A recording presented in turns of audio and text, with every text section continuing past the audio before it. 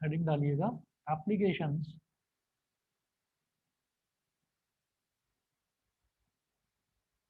applications of the applications of the heating effect of current.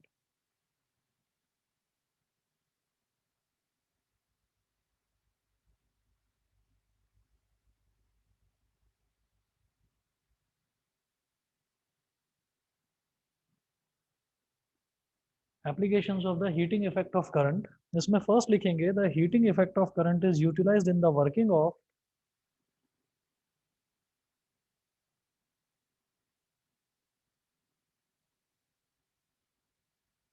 the heating effect of current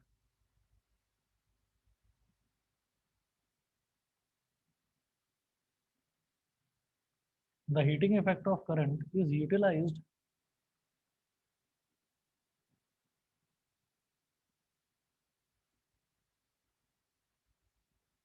the heating effect of current is utilized in the working of electrical heating appliances is utilized in the working of electrical electrical heating appliances.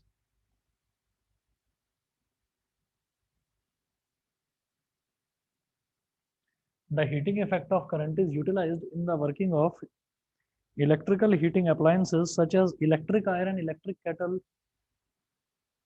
such as electric iron,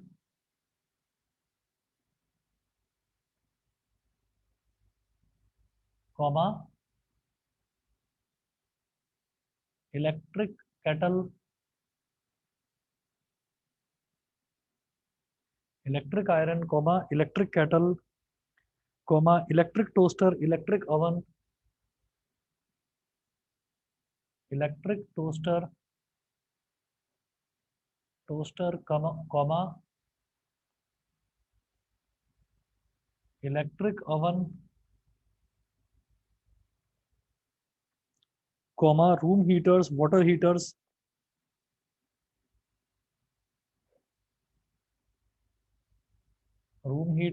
comma, water heaters, water heater को हम geyser भी बोल देते हैं, मतलब geysers etcetera. ठीक है, तो यहाँ पर क्या होता है कि इन सब के अंदर ना एक एलिमेंट लगा रहता है, एलिमेंट इन द सेंस कि एलिमेंट हम बोल देते हैं, जैसे आप कहेंगे कि एलिमेंट क्या हो गया, कार्बन, नाइट्रोजन, ऑक्सीजन, इसके जैसा। तो हम ये कहते हैं कि नहीं, उसको एलिमेंट यहाँ पर नहीं बोलते, एलिमेंट मतलब जिस मटेरियल का वो बना हुआ है। तो वहां पर क्या लेते हैं कि हम ना जनरली अलॉयज ले लेते हैं। अलॉयज का क्या होता है, रेसिस्टेंस बहुत ज्यादा हाई होता है, तो वो क्या होता है कि वो अपने अंदर ज्यादा से ज्यादा करंट को ना रोकने की कैपेसिटी रखते हैं। वो करंट को ज्यादा से ज्यादा रोकते हैं अपने अंदर। तो जब करंट को ज्यादा से ज्यादा अपने अंदर वो रोकेंगे तो क्या होगा, ये करंट यानी कि फ्लो ऑफ इलेक्ट्रॉन्स, इलेक्ट्रॉन्स तो लगातार फ्लो होना चाहेंगे, लेकिन आप उसको जबरदस्ती रोक रहे हो। तो वो जो इलेक्ट्रॉन्स हैं वो आपस में कोलाइड होते रहेंगे, और कोलिजन की वजह से, लगातार टकराने की वजह से क्या होता है कि उस अलॉय का, जैसे टंगस्टन एक अलॉय है, निक्रोम एक अलॉय है, तो उस अलॉय का टेम्परेचर बढ़ना शुरू हो जाता है। तो ये हीटिंग इफेक्ट ऑफ करंट होता है कि यहाँ पर हम ये कहेंगे कि हमने, जैसे मान लीजिए कि किसकी बात करते हैं, एक इलेक्ट्रिक आयरन की बात करते हैं। तो इलेक्ट्रिक आयरन में जब हम कपड़ों को प्रेस करते हैं तो उसमें ना एक प्लेट लगी रहती है, वो प्लेट बहुत ज्यादा गर्म हो जाती है। तो वो प्लेट जो है वो आयरन की, स्टील की नहीं बनी होती, वो बनी होती है एक अलॉय की। अलॉय चाहे हमारा निकल क्रोमियम यानी कि निक्रोम हो, चाहे टंगस्टन हो, वो उस अलॉय की बनती है। तो अलॉय की प्रॉपर्टी ये होती है कि जब अलॉय में करंट सप्लाई हम करना शुरू कर देते हैं ना, तो वो अलॉय धीरे धीरे धीरे धीरे गर्म होने लगता है, और बहुत ज्यादा गर्म हो जाता है। तो उसी की जो गर्मी है उसको हम यूज करते हैं कि उस प्लेट को, वो जब गर्म प्लेट जब कपड़ों के ऊपर घूमती है तो कपड़े जो है वो एकदम स्मूथ होते चले जाते हैं। ठीक है, तो इलेक्ट्रिक आयरन में ये कॉन्सेप्ट यूज होता है। ऐसी इलेक्ट्रिक केटल में वो जो प्लेट है, जिस जो नीचे जो इलेक्ट्रिक केटल की जो गोल प्लेट होती है, वो गर्म होना शुरू हो जाती है, और उसमें हम पानी डाल देते हैं तो वो पानी को भी गर्म कर देती है। सेम फंडा फिर इलेक्ट्रिक टोस्टर में है कि वो प्लेट्स जो है वो गर्म होना शुरू कर जाती है, उसके अंदर हम ब्रेड को डाल देते हैं तो वो ब्रेड को सेक कर बाहर निकाल देती है। वही चीज हमारा रूम हीटर में है। वाटर हीटर में भी जो प्लेट है वो गर्म होनी शुरू हो जाती है और हम उसके अंदर पानी भर देते हैं। तो आप ये समझ लीजिए कि वाटर हीटर यानी कि गीजर वो क्या है, वो इलेक्ट्रिक केटल का ही बड़ा फॉर्म है। बड़ा, जैसे कि एक बड़ी सी इलेक्ट्रिक केटल लगा दी हो तो वो हमारा गीजर हो जाता है। ठीक है, तो ये पहला एप्लीकेशन सभी को क्लियर है, बताइए। पहला यस सभी को सर। क्लियर है। Yes sir. ठीक है। ठीक है जी, उसके बाद सेकंड एप्लीकेशन देखते हैं।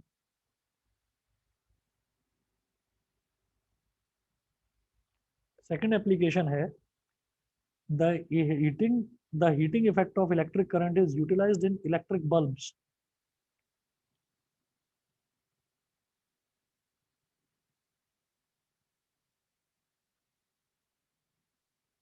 The heating effect of electric current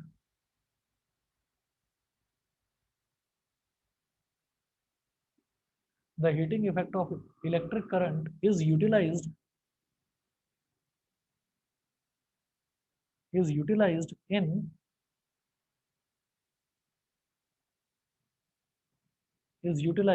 electric bulbs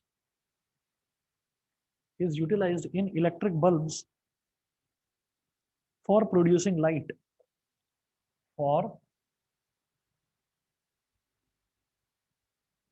producing light। अभी बताता हूँ आपको, पहले नोट करें फिर बताते हैं कि वो तो लाइट प्रोड्यूस करता है तो इसमें हीट का क्या मतलब हुआ। अभी बताता हूँ, पहले नोट करो आप।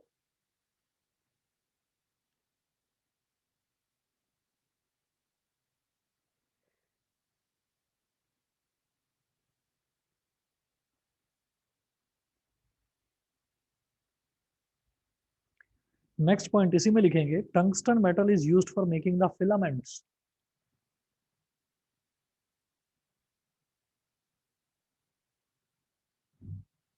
Tungsten metal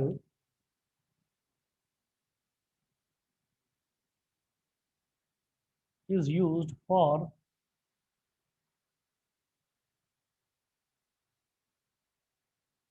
making tungsten metal is used for making the filaments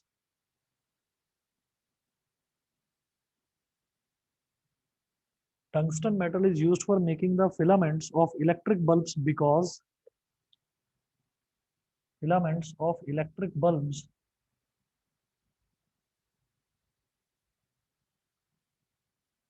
because because it has a very high melting point, because it has a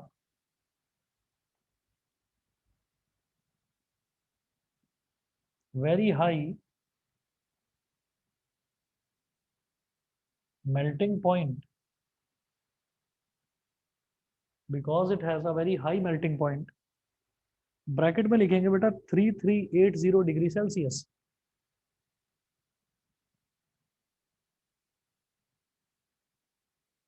3380 degree Celsius, full stop।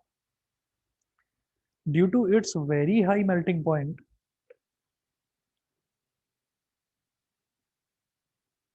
due to its very high melting point,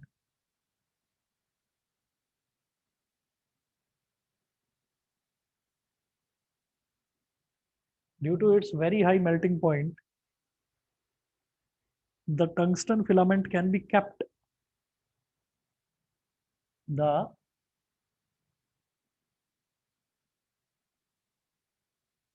tungsten filament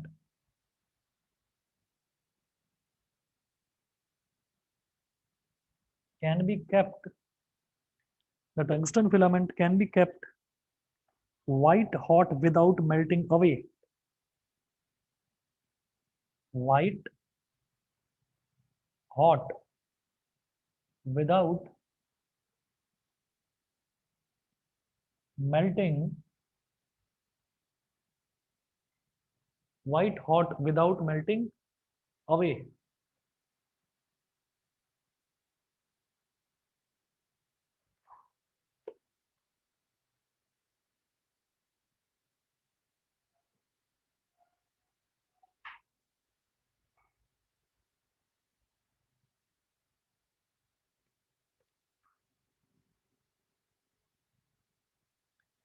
उसके बाद एक point और लिखेंगे,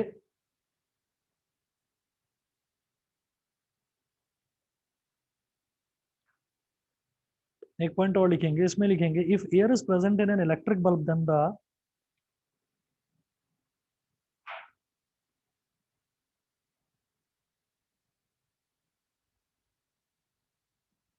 if air is present in an electric bulb then the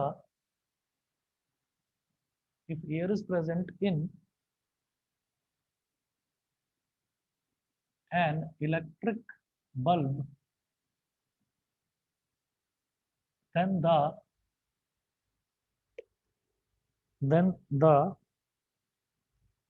extremely hot tungsten filament would burn, then the extremely hot tungsten filament extremely hot tungsten filament would burn up quickly in the oxygen of air, would burn up quickly in the oxygen would burn up quickly in the oxygen of air. Full stop. So electric bulb is filled with a chemically unreactive gas.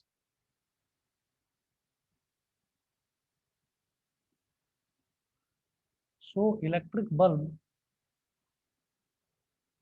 is filled with a chemically filled with a chemically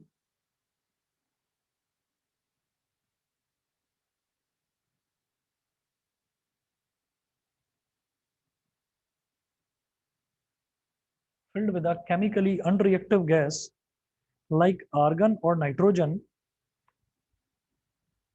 like argon, like argon or nitrogen,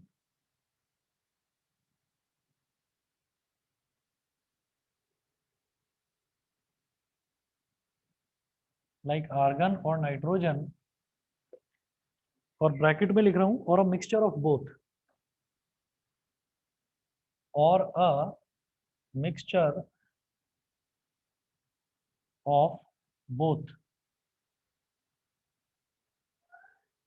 और a mixture of both. ठीक है, note करें इसको, फिर explain करता हूं क्या है ये।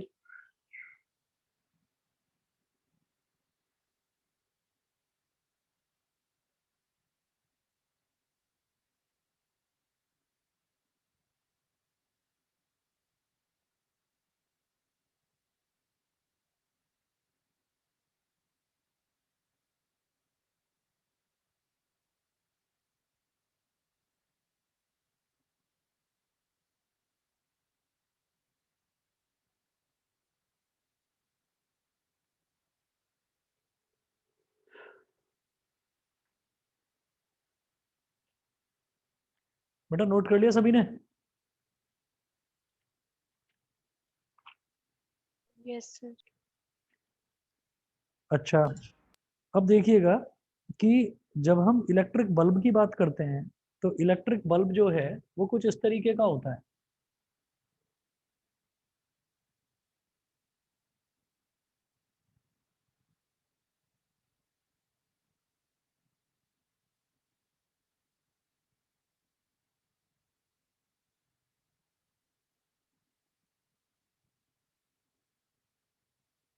इस तरीके का इलेक्ट्रिक बल्ब होता है, और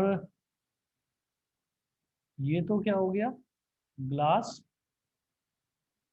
बल्ब, कांच का बना हुआ होता है बल्ब। वायर को ही अगर ट्विस्ट कर दिया जाता है इस तरीके से तो उसको फिलामेंट बोल देते हैं। ये फिलामेंट किस मटेरियल का बना हुआ है? टंगस्टन का, टंगस्टन फिलामेंट। और यहाँ पर यहाँ पर भरा हुआ है आर्गन और नाइट्रोजन। अब देखिए ऐसा क्या है इसके अंदर कि ये रोशनी देने लगता है, और अगर ये रोशनी देने लगता है तो हम ये कहेंगे कि ये तो लाइटिंग इफेक्ट ऑफ करंट हो गया ना। ये तो लाइटिंग इफेक्ट ऑफ करंट हो गया, ये हीटिंग इफेक्ट ऑफ करंट कहाँ से हुआ?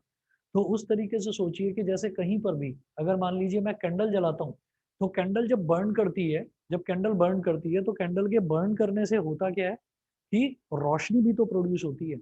उसी तरीके से अगर कहीं पर आग लगी हुई हो, ठीक है, तो हम ये देखेंगे कि जो आग लगती है उसके आसपास का एरिया जो है वो रोशनी भी तो हो जाती है, वहां पर चमकने भी तो लगता है सब कुछ। तो आप ये देखेंगे कि हम ये कहते हैं कि जब भी कभी कोई चीज कोई चीज बर्न करेगी, कोई चीज जलेगी, तो आप ये समझिएगा कि वहां पर रोशनी भी होगी। अब सवाल ये उठता है कि भाई जलती तो इलेक्ट्रिक आयरन भी है, हो तो जाती है इतनी गर्म, तो उसमें से रोशनी क्यों नहीं निकलती? अब देखिएगा ऐसा होता है कि जब हम कंटिन्यूअसली जब हम कंटिन्यूअसली इलेक्ट्रिक करंट फ्लो करते हैं ना किसी हाई रेसिस्टेंस वाले मटेरियल में, जैसे कि टंगस्टन है, इसका रेसिस्टेंस बहुत ज्यादा हाई होता है, ठीक, तो जब हम कंटिन्यूअसली फ्लो करते हैं तो वो गर्म तो होना शुरू हो जाता है। अब वो गर्म कब तक होगा?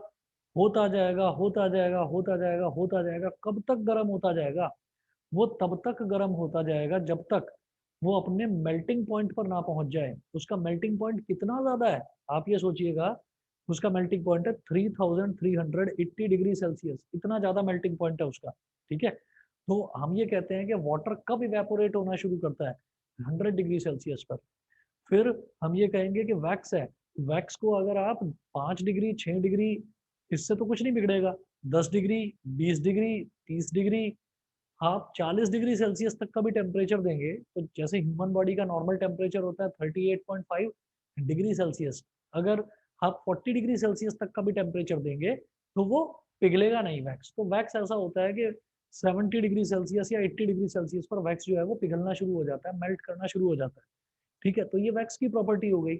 ऐसे ही टंगस्टन की प्रॉपर्टी है 3380 डिग्री सेल्सियस तक भी वो पिघलता नहीं है। तो जैसे कि हम लोहे की बात करते हैं, तो अगर आपने कभी भी कोई वीडियो देखा हो, टीवी पर देखा हो या किसी फिल्म वगैरह में देखा हो, मूवी में देखा हो, कि उसमें अगर दिखाते हैं कि कहीं पर भी कोई फैक्ट्री है जहां पर लोहे का कुछ काम हो रहा है, लोहा पिघलाया जा रहा है, तो वहां पर आप ये देखते होंगे, आपने देखा होगा कि लोहे को जब गर्म करते हैं तो गर्म करते जाते हैं, करते जाते हैं, करते जाते हैं, तो जब एक बहुत ज्यादा टेम्परेचर पर पहुंच जाता है वो अपने, कि अब बस वो पिघलने ही वाला है, तो उस टेम्परेचर पर क्या होता है कि उस टेम्परेचर पर जो लोहा है वो भी पहले रेड कलर का होता है, रेड कलर के बाद वो येलो कलर का होने लगता है और उसमें से भी रोशनी निकलने लगती है येलो कलर में से। जैसे कि कैंडल को जब जलाते हैं तो येलो कलर की फ्लेम होती है और उस फ्लेम में से रोशनी निकलने लगती है आसपास। वही चीज है यहाँ पर। ये टंगस्टन का फिलामेंट है, तो उसमें जब लगातार इलेक्ट्रिक करंट फ्लो करेगा तो वो अपने अंदर करंट को रोकेगा, करंट को रोकेगा तो वो धीरे धीरे हीट होना शुरू हो जाएगा। तो 100 डिग्री, 200 डिग्री, 300 डिग्री, इतना भी टेम्परेचर अगर उसका पहुंच जाता है ना, तो आप ये सोचें कि आसपास जो मैं रूम की बात कर रहा हूँ, तो रूम का टेम्परेचर जो है वो 20 डिग्री, 30 डिग्री, 40 डिग्री, बस इतना टेम्परेचर होता है रूम का। ठीक है, तो आप ये देखिए, ये 100 डिग्री तो नहीं हो सकता, अगर 100 डिग्री हो जाएगा तो इंसान ही मर जाएंगे। ठीक है ना? तो हम ये कहेंगे कि बल्ब का टेम्परेचर बढ़ता रहता है, बढ़ता रहता है, और वो इतना ज्यादा हो जाता है, इतना ज्यादा हो जाता है उसका टेम्परेचर कि वो जो उसका टंगस्टन का फिलामेंट है, वो फिलामेंट जलना शुरू कर जाता है, और जब वो जलना शुरू कर जाता है तो वो उसका कलर व्हाइट कलर का हो जाता है। बहुत ज्यादा वोल्टेज हो जाती है तो व्हाइट कलर का हो जाएगा कि बहुत ज्यादा इलेक्ट्रिक करंट उसको मिल गया, और अगर वोल्टेज थोड़ी कम रहती है तो वो येलो कलर का रहेगा। तो बल्ब में से या तो येलो कलर की, और या वोल्टेज ज्यादा है तो व्हाइट कलर की रोशनी आने लगती है। क्योंकि एक्चुअल में क्या है कि ये जो टंगस्टन का फिलामेंट है, ये जो टंगस्टन का फिलामेंट है यानी कि ट्विस्टेड जो वायर है, ये वायर जलता है। अच्छा, आप कहते हैं तो जलता है तो इसमें से आग की लपटें क्यों नहीं दिखाई देती? वो इस वजह से नहीं दिखाई देती कि इसको ऑक्सीजन नहीं मिल रही है। अगर इसको ऑक्सीजन मिल जाए तो ऑक्सीजन मिलते ही तो फिर ये बर्न कर जाएगा, ये जल जाएगा एकदम, और जलने के बाद में मेल्ट होकर फिर खत्म हो जाएगा। ठीक है ना? तो ऑक्सीजन नहीं मिल रही है, तो ऑक्सीजन इसमें गलती से भी ना पहुंच जाए, बल्ब में मामूली सा भी होल ना रह जाए, कहीं से भी ऑक्सीजन ना पहुंच जाए, तो बल्ब को पूरा सील बंद करा जाता है और उसके अंदर आर्गन या फिर नाइट्रोजन गैस भरी जाती है। आर्गन और नाइट्रोजन गैस, ये कौन सी गैस होती है? ये दोनों गैसें रिएक्ट नहीं करती, ये अनरिएक्टिव गैसेस होती हैं। तो जब ये रिएक्ट नहीं करती, इस वजह से इसको रखा जाता है। कभी पता चले आर्गन और नाइट्रोजन ही टंगस्टन के साथ रिएक्ट कर दें और नए तरीके का कोई ब्लास्ट हो जाए। तो ये अनरिएक्टिव गैसेस हैं, इनको पूरा भर दिया जाता है। क्यों? ताकि अगर गलती से भी कहीं से जगह ही ना बचे इसके अंदर कि इसके अंदर ऑक्सीजन एंटर कर जाए। क्योंकि अगर ऑक्सीजन एंटर कर जाएगी तो ये जो टंगस्टन फिलामेंट है इसका ऑक्सीडेशन हो जाएगा और ये जल जाएगा, ये बर्न कर जाएगा, मेल्ट कर जाएगा। तो वही लिखा हुआ है, if air is present in an electric bulb then extremely hot tungsten filament would burn up quickly in the oxygen of air. क्योंकि एयर में ऑक्सीजन होता है तो वो ऑक्सीजन की हेल्प से पूरी तरह से जल जाएगा। So electric bulb is filled with a chemically unreactive gas like argon or nitrogen or a mixture of both, या फिर दोनों के मिक्सचर से उसको भर दिया जाता है ताकि कहीं बाई मिस्टेक भी वो एक्सीडेंटली भी जो एयर है वो उसके अंदर एंटर ना कर जाए, क्योंकि पहले से ही उसमें गैस भरी हुई है तो उसमें दूसरी गैस भरने की तो जगह बचेगी ही नहीं। बताइए जी, क्लियर है सबको? सभी को क्लियर है यस सर। इतना? Yes sir. ठीक है, बाकी बच्चे बताइए। क्षितिज क्लियर है? Yes sir. और सक्षम, प्राजक्ता, पावनी यस सर। क्लियर है? विदिशा, युग, यस सर। पालकी?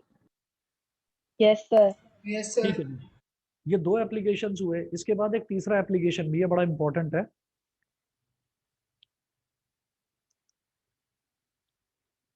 इसमें थर्ड एप्लीकेशन में आप नोट करें, the heating effect of electric current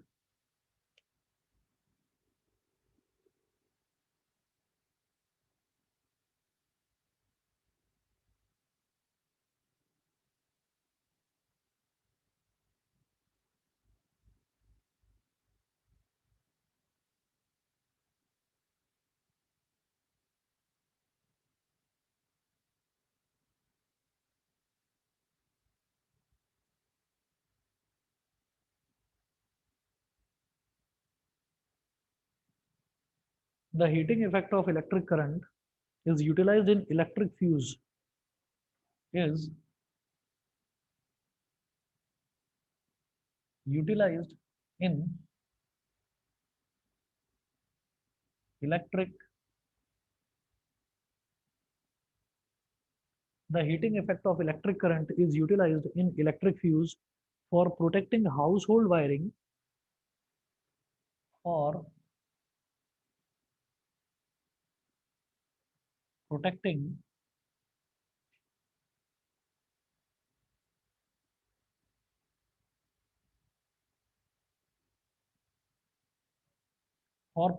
household wiring and electrical appliances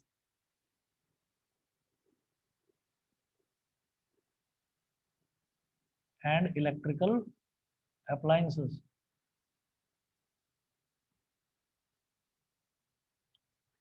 इसका एक छोटा सा डायग्राम बना लें।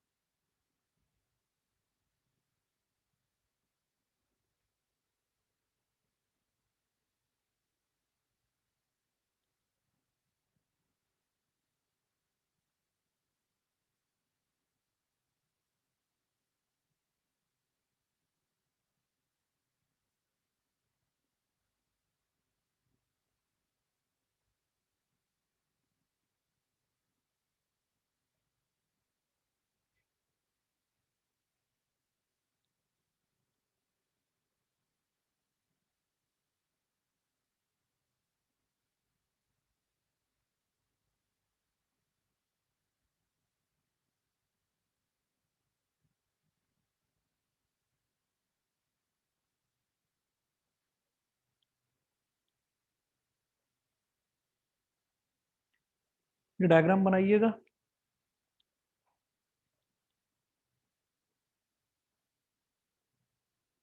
दिखाई दे रहा है सबको?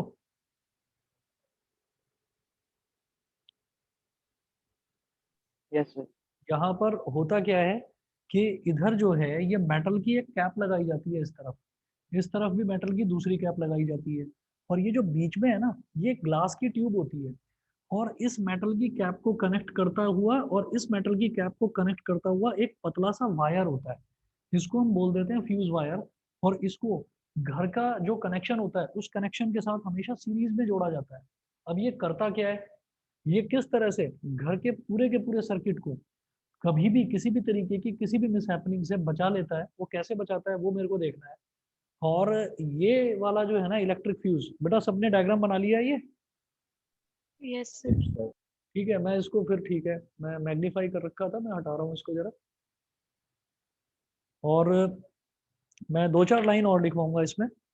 ये वाला जो क्वेश्चन है इलेक्ट्रिसिटी में पर्टिकुलरली, ये वाला क्वेश्चन जो है ये जब प्रैक्टिकल होता है ना, जब वाइवा होता है, तो वाइवा में ये वाला क्वेश्चन बहुत पूछा जाता है इलेक्ट्रिक फ्यूज का। तो वाइवा पॉइंट ऑफ व्यू से ये बहुत इंपॉर्टेंट है, तो इस पर इंपॉर्टेंट मार्क कर लेना इलेक्ट्रिक फ्यूज पर।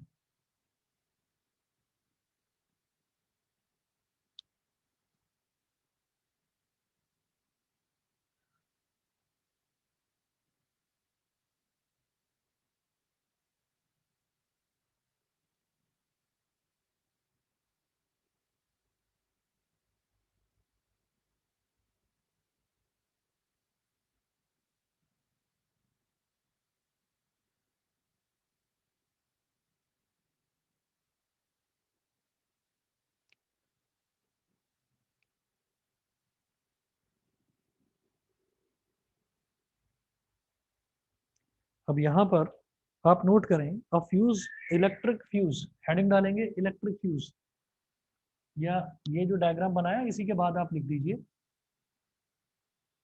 Electric fuse. इलेक्ट्रिक फ्यूज, इसमें लिखेंगे अ fuse is a short length of thin, a fuse is a a fuse is a short length of a tin plated, is a short length of a thin tin plated, a fuse is a short length of a thin tin plated copper wire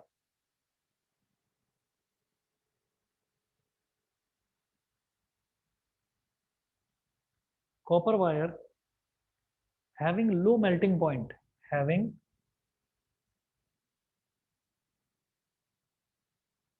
low melting point,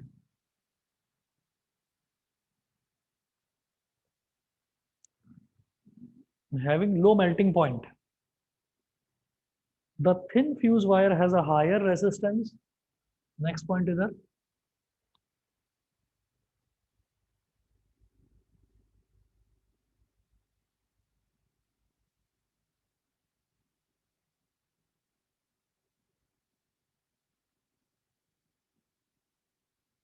the thin fuse wire has a higher resistance. The thin fuse wire has a higher resistance than the rest of the electric wiring, than the rest of the electric wiring.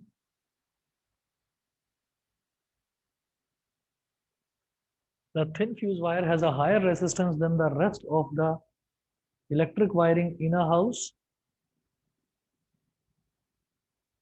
In a house. Full stop. Next point. So when the current in a household circuit rises, so when the current in a household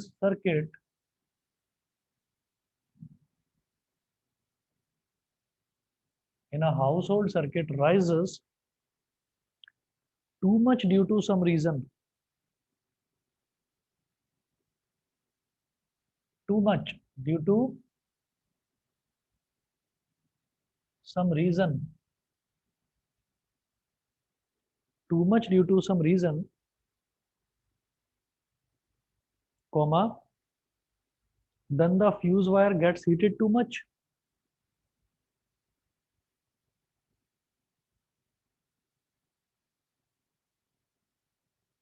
Then the fuse wire gets heated too much. Then the fuse wire gets heated too much, comma, melts and break the circuit, comma, melts and breaks the circuit, melts and breaks the circuit.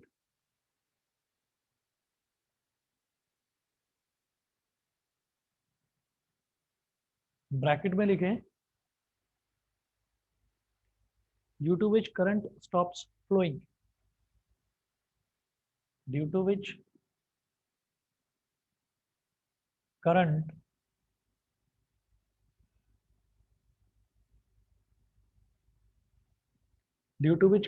stops flowing.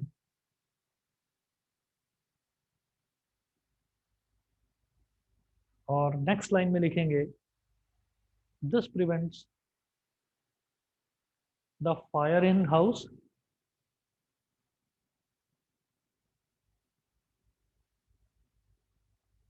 this prevents the fire in house, bracket में लिखें this prevents the fire in house, bracket में लिखें due to overheating of wiring, due to overheating of wiring.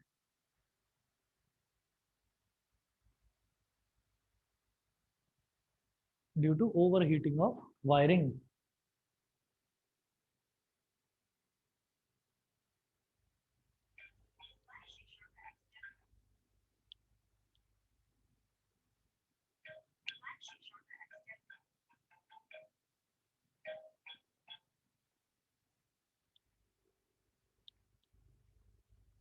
देखिएगा इसमें क्या होता है कि ये जो इलेक्ट्रिक फ्यूज है ना, यहाँ पर एक ये ग्लास की ट्यूब होती है, इसके बीच में से एक पतला सा वायर जा रहा होता है और ये इसको हम फ्यूज वायर बोल देते हैं। ये फ्यूज वायर बनता किससे है? ये नॉर्मल कॉपर का ही वायर होता है और कॉपर के ऊपर ना टिन की प्लेटिंग कर दी जाती है, ठीक है।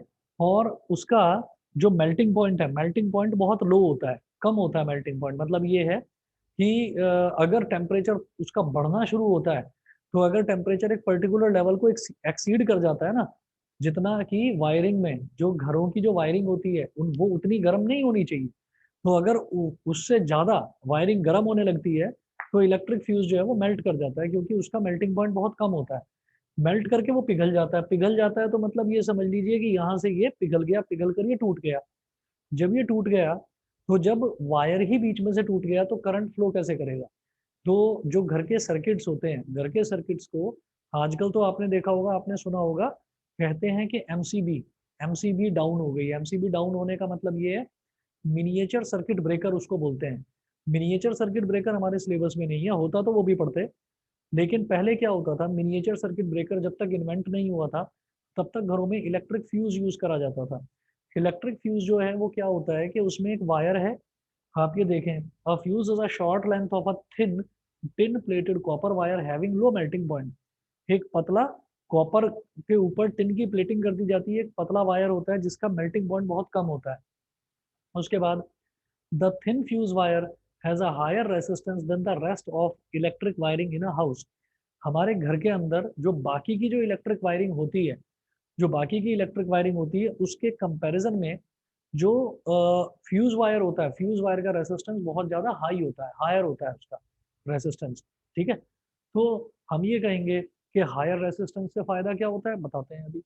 सो when the current in a household circuit rises too much due to some reason, मान लीजिए कुछ भी किसी भी तरीके की कोई प्रॉब्लम आ गई, जो इलेक्ट्रिक सप्लाई हो रही है घर में, मान लीजिए पीछे से जो ट्रांसफार्मर से हम हमारे घर में जो इलेक्ट्रिक सप्लाई हो रही है, अगर वो इलेक्ट्रिक सप्लाई बहुत ज़्यादा हायर वैल्यू का करंट आने लगे, तो वो जो हायर वैल्यू का करंट है वो क्या करेगा कि जब रेसिस्टेंस बहुत ज़्यादा है इसका फ्यूज का, तो वो क्या करेगा, वो उस हायर ऑर्डर करंट को थोड़ी देर तक तो झेलता रहेगा, लेकिन जब देखेगा करंट बहुत ज़्यादा आ रहा है, तो बहुत ज़्यादा आ रहा है तो इलेक्ट्रिक फ्यूज का रेसिस्टेंस क्योंकि ज़्यादा है, तो जब इलेक्ट्रिक फ्यूज का रेसिस्टेंस ज़्यादा है तो इलेक्ट्रिक फ्यूज धीरे धीरे गर्म होने लगेगा।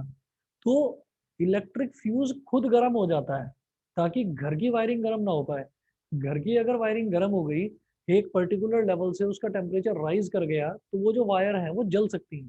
और जो घर की वायरिंग है वो कहाँ पर होती है, घर की वायरिंग जो है वो वॉल के अंदर होती है, दीवारों के अंदर होती है। तो अगर सोचिए कि वो वायर ही इतने ज्यादा गर्म हो जाए कि उनमें आग लग जाए, आग लगने के बाद क्या होगा, क्योंकि वो सारा का सारा दीवार के अंदर है, तो दीवारों में आग लगनी शुरू हो जाएगी और इस तरह से घर के अंदर, पूरे घर के अंदर आग लग जाएगी। आपने सुना भी होगा, शॉर्ट सर्किटिंग की वजह से, हाई वोल्टेज की वजह से पूरी दुकान में आग लग गई, या पूरे घर में आग लग गई, या पूरी बिल्डिंग में आग लग गई, ये आपने सुना भी होगा। तो यहाँ पर क्या होता है कि जो इलेक्ट्रिक फ्यूज है, इलेक्ट्रिक फ्यूज खुद गर्म हो जाता है और खुद गर्म होकर वो मेल्ट कर जाता है ताकि पूरे के पूरे घर घर का जो वायरिंग है वो बच जाए। तो जब पूरा वायर जो है, घर की जो वायरिंग है वो होकर ही इलेक्ट्रिक फ्यूज से जाती है, ठीक है, जिसको आजकल आप लोग बोल देते हैं एमसीबी, मिनिएचर सर्किट ब्रेकर। आपने देखा भी होगा जो आपके फ्लैट्स हैं, आप जब भी और कभी भी देख लीजिए, और मैं अपनी सोसाइटी की बात नहीं कर रहा हूँ, किसी भी सोसाइटी में आप ये देख लीजिए, घर के अंदर एंटर करते ही एक इलेक्ट्रिक बॉक्स लगा रहता है।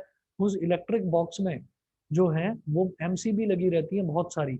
वो एमसीबी को अप करना होता है, अप करते ही है तब पूरे घर में लाइट चालू होती है, नहीं तो चालू नहीं होती। तो वो घर के बाहर ही क्यों लगा हुआ है, वो घर के बाहर इस वजह से लगा हुआ है कि अगर किसी भी तरीके की, किसी भी बोर्ड में, घर के किसी भी कमरे के किसी भी जो इलेक्ट्रिक बोर्ड है उसमें अगर गलती से भी वोल्टेज या करंट हाई चला जाता है, तो उस हाई वैल्यू करंट को वो जो बोर्ड है जो बाहर लगा हुआ है बिल्कुल, एमसीबी जिसको आप बोल देते हैं, वो झेल लेगा और वो क्या करेगा, वो खुद ड्रिप करके डाउन हो जाएगा।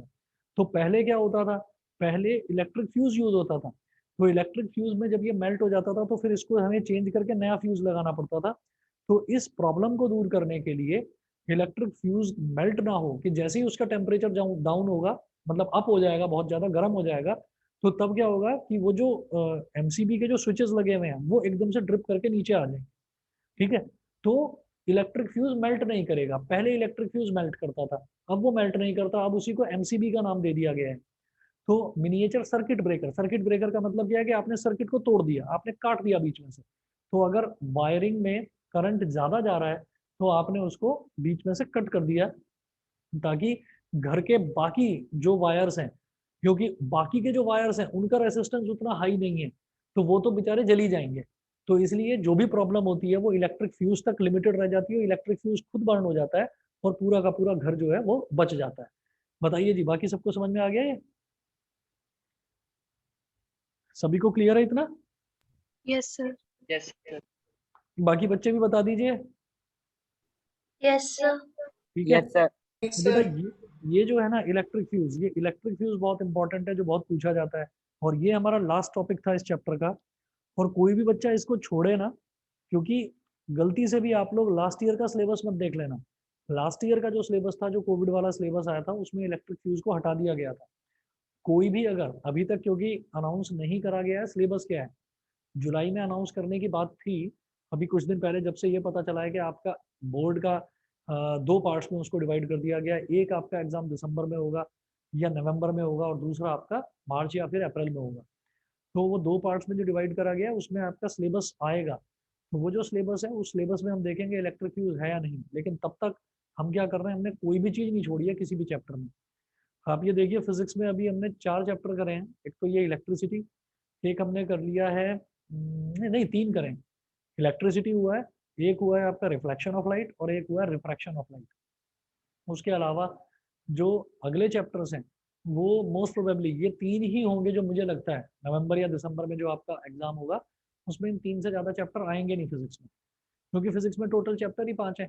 इसके अलावा आपका मैग्नेटिज्म बच जाता है और एक सोर्स ऑफ एनर्जी बचता है, और कोई चैप्टर ही नहीं है। ठीक है, तो मेरे हिसाब से इन 3, या तो ये 3 आएंगे या फिर कोई 2 चैप्टर आएंगे, ऐसा हो सकता है। तो ये 3 चैप्टर यहाँ तक हमारे फिनिश हो गए हैं। इसके बाद आप लोग इस चीज़ के लिए थोड़ा सा प्रिपेयर रहिएगा कि इसका मैं इलेक्ट्रिसिटी का टेस्ट ले सकता हूँ आने वाले 1 हफ्ते के अंदर, तो आप इस चीज़ के लिए प्रिपेयर रहिएगा। और कोई भी टॉपिक अभी के लिए कोई भी टॉपिक छोड़े ना। हो सकता है कि कुछ सिलेबस आपका रिड्यूस कर दिया जाए, पर मुझे लगता नहीं कि वो करेंगे, क्योंकि ऑलरेडी 2 पार्ट्स में डिवाइड कर दिया, तो 50% सिलेबस इधर और 50% सिलेबस नवंबर के बाद में वो आपको करना होगा। ठीक है, अच्छा इसके बाद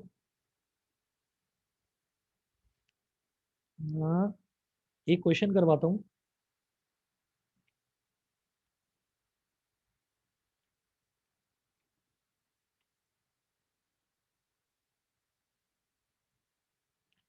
एक क्वेश्चन नोट करेंगे।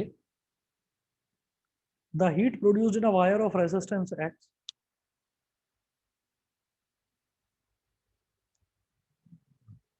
इधर लिख रहा हूँ इस तरफ,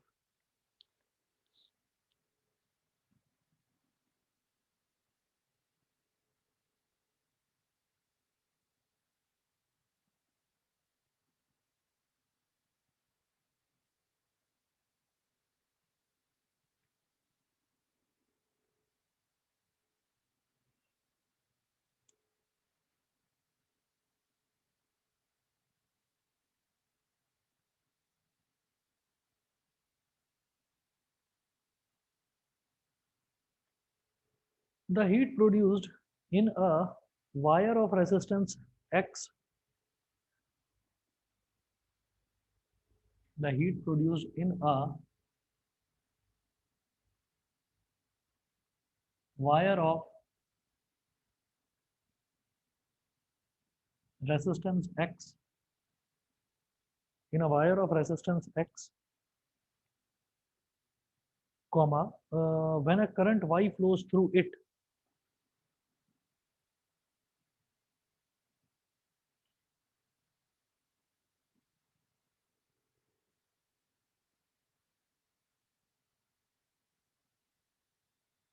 when a current Y flows through it in time Z is given by in time Z, in time Z is given by, अब इसमें ना एमसीक्यू है, ऑप्शंस दे रखे हैं। ऑप्शन नंबर ए है X square Y Z, option number A है X square Y Z, option number B है X Z Y square,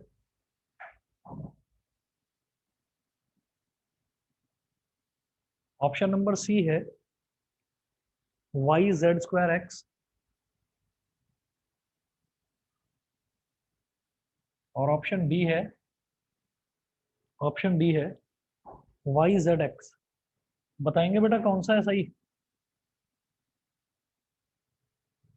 बताएंगे। हीट प्रोड्यूस पूछ रहे हैं हमसे, ये पूछा जा रहा है था heat produced in a wire of resistance X, एक वायर है जिसका रेजिस्टेंस दे रखा है एक्स, आर की value X, when a current Y, I की वैल्यू कितनी दे रखी है Y, flows through it in time Z, यानी कि टी की वैल्यू क्या दे रखी है जेड। हीट का फॉर्मूला क्या होता है आई स्क्वायर आर टी, आई क्या है वाई, वाई स्क्वायर, आर क्या है एक्स, एक्स हो गया, टी क्या है Z, Y square X Z is the correct answer. बताइए जी फिर कौन सा हो गया option, sir B. Option number B, ये इसका सही आंसर है। बताइए जी सभी को समझ में आ गया। Yes sir. एनसीईआरटी के पीछे का एक भी क्वेश्चन कोई भी बच्चा नहीं छोड़ेगा। आपका होमवर्क क्या है, इलेक्ट्रिसिटी में एनसीईआरटी के पीछे जितने भी क्वेश्चन दे रखे हैं, ठीक है, एनसीईआरटी बुक में जो बीच में भी क्वेश्चन दे रखे हैं वो बीच वाले सारे क्वेश्चंस करने हैं, और जो लास्ट की एक्सरसाइज है वो लास्ट की एक्सरसाइज करनी है। ठीक है, कहीं भी कोई डाउट आए तो आप मेरे से पूछिएगा। सीरियसली करना है। आप, मैं पिछले 4-5 साल का ट्रेंड देख रहा हूँ, ये 2018 से बोर्ड का एग्जाम होना शुरू हुआ है। 2018 से मैं 3 साल तो हो ही गए, 3 साल से मैं ये देख रहा हूँ कि इसमें जो पेपर में जो क्वेश्चन आते हैं वो एनसीईआरटी का ही आता है, या तो बीच का या बाद का। तो एनसीईआरटी का कोई भी क्वेश्चन मत छोड़ देना। 80% पेपर में एनसीईआरटी के क्वेश्चन मिलते हैं, बाकी के जो 20% क्वेश्चन हैं वो इधर उधर से कहीं से वो बनाकर देते हैं। तो एटलीस्ट 80% तो आपकी प्रैक्टिस बिल्कुल पक्की हो जाएगी, कोई क्वेश्चन मत छोड़ देना। और जितने मैंने आपको नोट्स बनवाए हैं इस पूरे चैप्टर के, you will be very comfortable in answering all those questions with the help of these notes. तो नोट्स कोई भी बच्चा अगर किसी के अधूरे भी रह गए हैं तो वो अपना वीडियोस देख देख कर नोट्स कंप्लीट कर लें, ठीक है। तो बस इलेक्ट्रिसिटी वाले चैप्टर में इतना ही था, तो आज इतना ही करते हैं बेटा। कल जो है पेयर ऑफ लीनियर इक्वेशन, 1 या 2 क्लास में आपका पेयर ऑफ लीनियर इक्वेशन भी खत्म होने वाला है, ठीक है।